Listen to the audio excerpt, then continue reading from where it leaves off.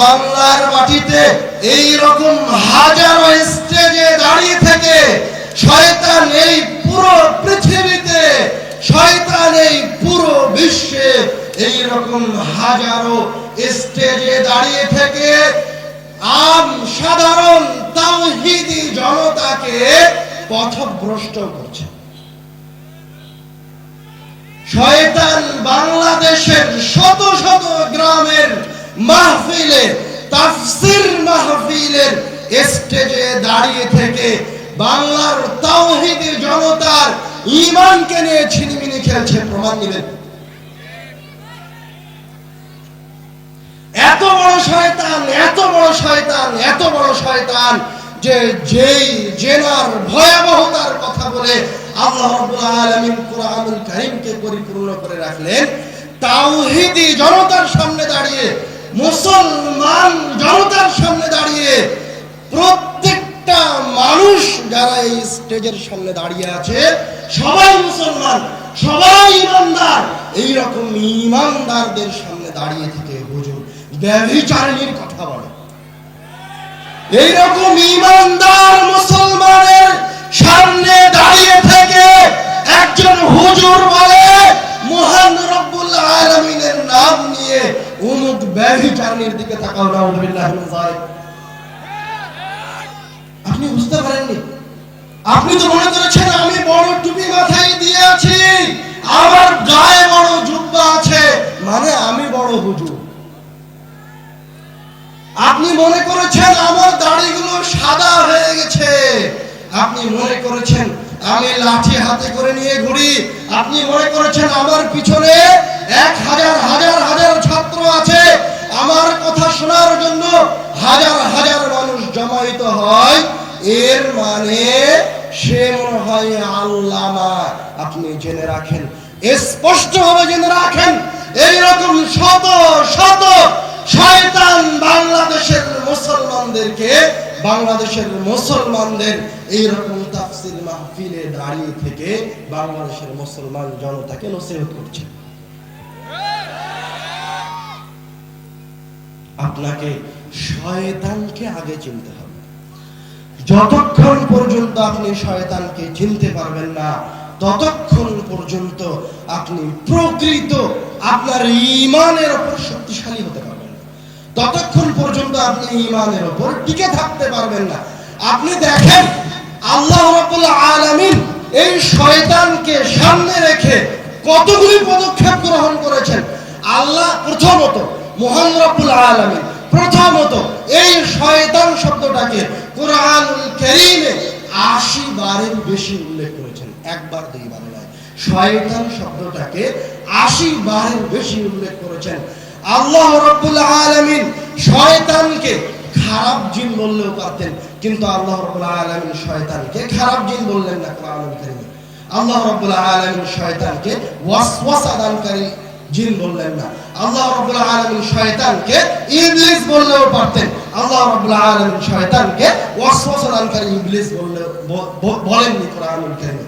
আল্লাহ রাব্বুল আলামিন যে এই কুমন্ত্রণা দানকারীর জন্য শয়তান শব্দটা নির্বাচন করেছেন, এর পিছনেও একাধিক কারণ রয়েছে। আপনি তো কোনোদিন কোরআনুল কারীমের শব্দ নিয়ে তাদাব্বুর করেন না। কি কারণ থাকতে পারে? আল্লাহ রাব্বুল আলামিন কোরআনুল কারীমে যখন জিন শব্দ ব্যবহার করেন, তখন আল্লাহ রাব্বুল আলামিন তার একটা মাখলুকাতকে উদ্দেশ্য করেন, যাদেরকে ওয়া মা খালাকতুল জিন্না ওয়াল ইনসা ইল্লা লিয়াবুদুন, যাদেরকে আল্লাহ রাব্বুল আলামিন তার ইবাদতের জন্য সৃষ্টি করেছেন। যখন এই জিন আদমকে সিজদা করতে অস্বীকার করলো, যখন এই জিন শুধুমাত্র আল্লাহর সাথে নাফরমানি করেছে, জিন শুধু কার সাথে নাফরমানি করেছে? আল্লাহর সাথে নাফরমানি করেছে, তখন আল্লাহ রাব্বুল আলামিন জিনকে কি বললেন? ওই জিনের নাম আল্লাহ রাব্বুল আলামিন রেখে দিলেন ইবলিস। যত জায়গায় কোরআনুল কারীম আপনি তদন্ত করে দেখেন, যত জায়গায় জিন আল্লাহ রাব্বুল আলামিনের নাফরমানি করেছে, তত জায়গায় আল্লাহ রাব্বুল আলামিন জিনকে ইবলিস হিসেবে আখ্যায়িত করেছেন, শয়তান হিসেবে আখ্যায়িত করেন। কোথায় আল্লাহ রাব্বুল আলামিন জিনকে শয়তান হিসেবে আখ্যায়িত করলেন? ফাআযাল্লাহুমা শাইতান। আপনি সূরা বাকারার ওই পৃষ্ঠার দিকে তাকান, ওই পৃষ্ঠাতে তাকান। ওয়াইদ কুল্লা লিল মালাইকাতি ইসজুদু লিআদম ফাসাজাদু ইল্লা ইবলিস। সবাই সেজদা করলো, ইবলিস সেজদা করলো না। ওই জায়গায় আল্লাহ রাব্বুল আলামিন ওই পৃষ্ঠাতে জিনকে বলছেন তার নাফরমানি করার জন্য ইবলিস। তারপরে ওই পৃষ্ঠার শেষেই যখন আল্লাহ রাব্বুল আলামিন যখন শয়তান আদম আর হাওয়াকে পথভ্রষ্ট করলো, তখন আল্লাহ রাব্বুল আলামিন বলেন ফাআযাল্লাহুমা শাইতান। এই কথা বললেন না ফাআযাল্লাহুমা ইবলিস। আল্লাহ রাব্বুল আলামিন শয়তানের সাথে আপনাকে কিভাবে পরিচয় করে দিয়েছে আপনি কোনদিন তাদাব্বুর করে দেখার প্রয়োজন মনে করেন? আপনি কোরআনুল কারীমের এই শব্দটাই আপনি কোনদিন চিন্তা ভাবনা করেননি? আল্লাহ রাব্বুল আলামিন জিন বললেন না, ইবলিস বললেন না, শয়তান বললেন। কেন? ইবলিস শুধু আল্লাহর সাথে নাফরমানি করেছে। জিন হচ্ছে আল্লাহ রাব্বুল আলামিনের একটা সৃষ্টি, আর শয়তান হচ্ছে ওই জিনিস, যে আল্লাহ রাব্বুল আলামিনের নাফরমানি করেছে তো করেছে, তার আরো একটা খারাপ গুণ আছে, সেটা হচ্ছে সে মানুষকেও পথভ্রষ্ট করেছে। তার মাঝে মানুষকে ওয়াসওয়াসা দিয়ে পথভ্রষ্ট করার ক্ষমতা আছে। এই জন্য আল্লাহ রাব্বুল আলামিন তার নাম রাখলেন শয়তান। সে নাফরমান, আবার আরেকজনকে পথভ্রষ্ট করে। আরো একটা মুজিজার দিকে আসেন। আল্লাহ রাব্বুল আলামিন শয়তান শব্দটা শিন, ইয়া, তা, আলিফ, নুন এই কয়টা অক্ষর দিয়ে না লিখে, এই কয়টা অক্ষর দিয়ে শয়তান শব্দটা গঠন না করে অন্য কোন অক্ষর দিয়ে অন্য কোন একটা নাম গঠন করতে পারতেন। আল্লাহ রাব্বুল আলামিন কেন এই 10টা অক্ষর দিয়ে এই বস্তুর নাম নির্ধারণ করলেন? আপনি কোনদিন চিন্তা ভাবনা করে দেখেন? শয়তান শব্দের প্রথম অক্ষর কি? শিন। শিন যখন উচ্চারণ করবেন, যারা মাখরাজ বুঝেন তারা বুঝতে পারবেন। শিনকে আরবি ভাষায় বলা হয় হুরুফুত তাফাশশি। হুরুফুত তাফাশশি মানে যে অক্ষরগুলি উচ্চারণের সময় তার আওয়াজটা ছড়িয়ে ছিটিয়ে যায়। শিন যখন আপনি উচ্চারণ করছেন, তোর এই আওয়াজটা ছড়িয়ে ছিটিয়ে যাচ্ছে, এর উচ্চারণটা আপনার ছোট ছোট ছিদ্র দিয়ে বের হয়ে আসছে। তো আল্লাহ রাব্বুল আলামিন শিন অক্ষরটা এই জন্য শুরুতে নির্বাচন করলেন। শয়তানও এরকম সূক্ষ্ম, শয়তান ছোট ছোট ছিদ্র দিয়ে আপনার লোমকূপ দিয়ে আপনার শরীরে ঢুকে যাবে। শয়তান আপনার ছোট ছোট ভুল দিয়ে আপনার ভিতরে ঢুকে যাবে। শয়তান ছড়িয়ে ছিটিয়ে আছে আপনার আশেপাশে। এই জন্য আল্লাহ রাব্বুল আলামিন হুরুফুত তাফাশশির একটা অক্ষর নির্বাচন করলেন।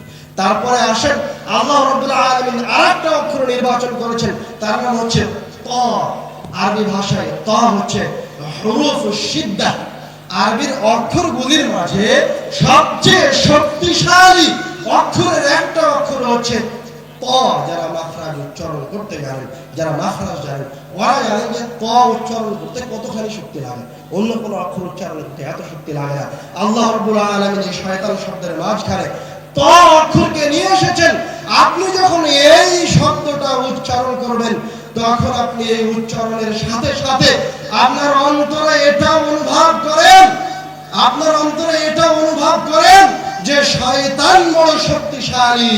শয়তান এত শক্তিশালী যে আল্লাহ রাব্বুল আলামিন স্বয়ং নিজে শয়তানকে বলছেন শয়তান হচ্ছে সুলতান, শয়তান হচ্ছে রাজাধিরাজ। হুরুফুশ শিদ্দা শক্তিশালী, সবচেয়ে শক্তিশালী অক্ষরটা নির্বাচন করা হয়েছে শয়তান অক্ষরটা গঠন করতে। আরো একটা অক্ষর নির্বাচন করা হয়েছে, সেটা হচ্ছে আলিফুল মাদ। শয়তান তয়ের পরে যে আপনি আলিফটা এই যে মাদ টানছেন, এই আলিফের নাম হচ্ছে আরবিতে হুরুফুল ইসবা। ইসবা মানে কি? আকালতু ওয়া শাবি'তু। যারা আরবি বুঝেন তারা ভালো বুঝতে পারবেন। আকালতু ওয়া শাবি'তু মানে আমি খেয়েছি এবং আমার পেটটা ভরে গেছে। খাওয়ার পর পেট ভরে যায় না? পেটটা ভরে যায়।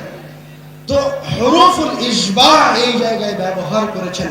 আপনি যখন শয়তান উচ্চারণ করবেন, তখন আপনি হুরুফুল ইসবা একদম পরিপূর্ণ রূপে এই শব্দটা যখন উচ্চারণ করবেন, তখন আপনি এটা অনুধাবন করবেন যে যার নাম আপনি উচ্চারণ করছেন, যার নাম আপনি মুখ দিয়ে উচ্চারণ করছেন, ওই বস্তুটা ভ্রষ্টতা, পাপাচার আর মানুষকে ওয়াসওয়াসা দেওয়ার শক্তি দিয়ে ভরপুর।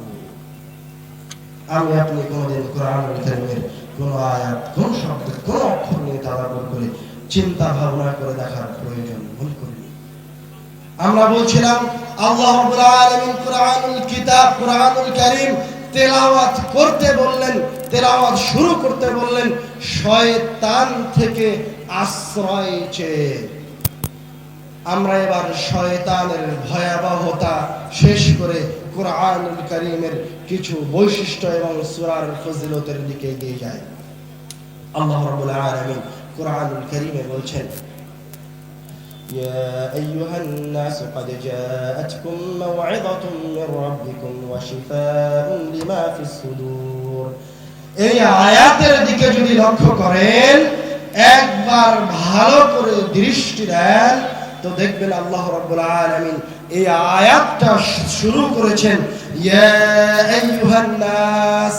আল্লাহ রাব্বুল আলামিন এই কথা বললেও পারতেন ইয়া আইয়ুহাল্লাযীনা আমানু। আল্লাহ রাব্বুল আলামিন এই আয়াতে কথা বলেননি হে আমার মুমিন বান্দাগণ। আল্লাহ রাব্বুল আলামিন এই কথা বলেননি হে আমার পরহেজগার বান্দাগণ, হে মুসলমানেরা, হে ধনী। আল্লাহ রাব্বুল আলামিন এই কথা বলেননি। আল্লাহ রাব্বুল আলামিন এই কথা বলেননি হে আরববাসী। আল্লাহ রাব্বুল আলামিন কি বলছেন? আল্লাহ রাব্বুল আলামিন আপনাকে আহ্বান করছেন, বলছেন যে হে অজপাড়া গায়ের মূর্খ ব্যক্তি, হে কৃষক, হে মুচি, হে ভ্যান চালক, হে রাজা প্রজা, আরব অনারব, তোমরা সবাই শোনো, আজকুম মাও'ইযাতুম মির রাব্বিকুম, তোমার প্রতিপালকের পক্ষ থেকে একটা কিতাব এসেছে। ওই কিতাবটা হচ্ছে মাও'ইযা, উপদেশ দিতে পারে। হে ইহুদি, খ্রিস্টান, নাস্তিক, বৌদ্ধ, হিন্দু, মুসলমান, ঈমানদার, বেঈমান, তোমরা শোনো, তোমাদের কারো যদি কোনো প্রকার উপদেশের প্রয়োজন হয় তাহলে তোমরা এই কিতাবের কাছে আসো। এই কিতাবে তোমাদের জন্য উপদেশ রয়েছে।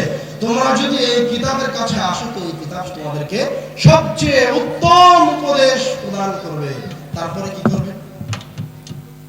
ওয়াশিফাউন লিমা ফিস সুদূর, তোমাদের অন্তরে যে বক্রতা আছে, তোমাদের অন্তর যে পাপে ভরপুর হয়ে গেছে, তোমরা যে পাপিষ্ট, তুমি যে ইহুদি, তুমি যে খ্রিস্টান, তুমি যে নাস্তিক, তুমি যদি এই কিতাবের কাছে এসে অধ্যয়ন করে উপদেশ গ্রহণ করো, শিফাউন লিমা ফিস সুদূর, তাহলে তুমি যে ইহুদি খ্রিস্টান ছিলে, তুমি যে নাস্তিক ছিলে, তুমি যে পাপাচার ছিলে, তুমি যদি এই কিতাব থেকে উপদেশ গ্রহণ করো তাহলে আল্লাহ রাব্বুল আলামিন তোমার অন্তরে যত পাপাচার আছে, তোমার অন্তরে যত বক্রতা আছে, যত ধৃষ্টতা আছে, সব ধুয়ে মুছে পবিত্র করে দিবেন। সুবহানাল্লাহ। ওয়া হুদান ওয়া রাহমাতুল লিল মুমিনিন। এবং আল্লাহ রাব্বুল আলামিন আপনি উপদেশ গ্রহণ করার পরে, আপনার অন্তরকে পবিত্র করার পরে আপনি হেদায়েত অর্জন করবেন। হেদায়েত হচ্ছে কুরআনুল কারীমের সবচেয়ে শক্তিশালী, কুরআনুল কারীমের সবচেয়ে শক্তিশালী, আমাদের জন্য সবচেয়ে জরুরি ক্ষমতা, যেটা আল্লাহ রাব্বুল আলামিন কুরআনুল কারীমের মাঝে দিয়ে রেখেছেন। হেদায়েত কি জিনিস? কুরআনুল কারীম নিমিষেই যে কাউকে হেদায়েত দিয়ে দিতে পারে। যদি ছোট্ট করে একটা উদাহরণ নেন তাহলে যে ওমর রাদিয়াল্লাহু তাআলা আনহু যখন অমুসলিম ছিলেন, ওমর রাদিয়াল্লাহু তাআলা আনহু এই জন্য ঘুরছেন। ওমর রাদিয়াল্লাহু তাআলা আনহু বলছেন মুহাম্মদকে, আমি মুহাম্মদকে হত্যা করতে চাই, আমি মুহাম্মদকে হত্যা করব। কিন্তু ওমর রাদিয়াল্লাহু তাআলা আনহু যখন হঠাৎ করে কুরআনুল কারীমের কয়েকটা আয়াত শ্রবণ করলেন, তখন ওমর রাদিয়াল্লাহু তাআলা আনহু বলছেন, আমাকে মুহাম্মদ সাল্লাল্লাহু আলাইহি ওয়াসাল্লামের কাছে নিয়ে চলো, আমি ইসলাম গ্রহণ করতে চাই। কুরআনুল কারীম এত সহজে হেদায়েত দিতে পারে, এত সুন্দর করে হেদায়েত দিতে পারে, এত নম্রতার সাথে দিতে পারে, এত নম্রতার সাথে অন্য কোনো কিছু হেদায়েত দিতে পারে। আল্লাহ রাব্বুল আলামিন বলেন, ওয়ালাকিন জাআলনাহু নূরান নাহদি বিহি মান নাশা, আমি এই কিতাবকে একটা আলো করে দিয়েছি, একটা প্রদীপ করে দিয়েছি। আমি যাকে চাই তাকে দিয়ে, আমি যাকে চাই তাকে এই কিতাবের মাধ্যম দিয়ে হেদায়েত দিয়ে দিই। আপনি আরো একটু স্পষ্ট হন। মনে করেন আমাবস্যার রাত্রে আপনি আপনার গ্রামের জমির ভিতরের আইলের উপর দিয়ে হেঁটে যাচ্ছেন। আইল চিনেন আপনারা? জমির আইল চিনেন? ওই যে ধানের জমির মাঝখানে যেভাবে ভাগ করে দেওয়ার জন্য একটা উঁচু জায়গা থাকে একদম সংকীর্ণ, এটাকে বলে আল। তো আপনি আমাবস্যার রাত্রে কুটকুটে ঘন অন্ধকারের ভিতরে আপনার হেরোকিনটা নিয়ে ওই আলের ওপর দিয়ে হেঁটে যাচ্ছেন, যেতে যেতে আপনার হেরোকিনের আলোটা নিভে গেছে। এবার আপনি যদি ওই রাস্তা দিয়ে ওই আলের উপর দিয়ে চলতে চান তো আপনি পিছলে পড়ে যাবেন, সঠিকভাবে সঠিক রাস্তায় আরামে পৌঁছতে পারবেন না। তখন মনে করেন কোন একজন ব্যক্তি একটা টর্চ লাইট নিয়ে এসে আপনার হাত ধরে আপনাকে সহি সালামতে, ডান পাশে পড়লেন না বাম পাশে পড়লেন না, আপনাকে সহি সালামতে আপনার গন্তব্যে পৌঁছে দিল। আল্লাহ রাব্বুল আলামিন বলছেন ওয়ালাকিন জাআলনাহু নূরান নাহদি বিহি মান নাশা। কুরআনুল কারীমের হিদায়াত এর চেয়েও নম্র। আপনি এই কিতাবের কাছে আসেন, এই কিতাবের আয়াত তেলাওয়াত করেন, এর চেয়েও সহজভাবে আল্লাহ রাব্বুল আলামিন আপনাকে জান্নাতে পৌঁছে দিবেন। এবার আসেন কুরআনুল কারীমের কিছু সূরার ফজিলতের দিকে। عن عقبة بن عامر رضي الله تعالى عنه قال خرج رسول الله صلى الله عليه وسلم ونحن في الصفة। রাসূল সাল্লাল্লাহু আলাইহি ওয়াসাল্লাম তার বাড়ি থেকে বের হলেন, আমরা মসজিদে নববীর বারান্দায় বসে আছি।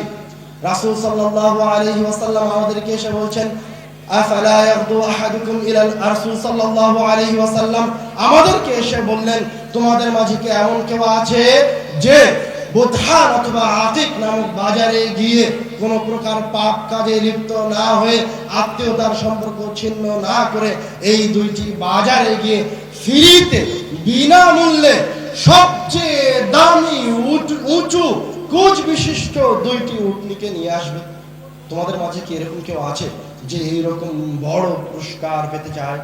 তখন সাহাবায়ে কেরাম বলছেন কুল্লুনা নুহিব্বু যালিকা ইয়া রাসূলুল্লাহ, হে আল্লাহর রাসূল আমরা সবাই তো এটা ভালোবাসি, আমরা সবাই তো এটা চাই, ফ্রিতে বিনামূল্যে সবচেয়ে দামি দুইটি উটনি পাওয়া যাবে। তখন রাসূলুল্লাহ সাল্লাল্লাহু আলাইহি ওয়াসাল্লাম বলছেন আফালা ইয়াগদু আহাদুকুম ইলাল মসজিদ, তোমাদের মাঝে থেকে এই যে মানুষ, এই যে মুসলমানেরা আমার সামনে বসে আছে, তোমাদের মাঝে থেকে কেউ যদি মসজিদে গিয়ে ইউআল্লিম আও ইয়াকরা আয়াতাইন মিন কিতাবিল্লাহ খায়রুল লাহু মিন নাকাতাইন, কেউ যদি আপনাদের মাঝে থেকে কেউ যদি মসজিদে গিয়ে দুইটি আয়াত তেলাওয়াত করে অথবা দুইটি আয়াত আরেকজনকে শিখিয়ে দেয়, বিনিময়ে আল্লাহ রাব্বুল আলামিন আপনার আমলনামায় সবচেয়ে দামি মূল্যবান উঁচু কোচ বিশিষ্ট উটনির সমপরিমাণ নেকি আপনার আমলনামায় লিখে দিবেন। সুবহানাল্লাহ।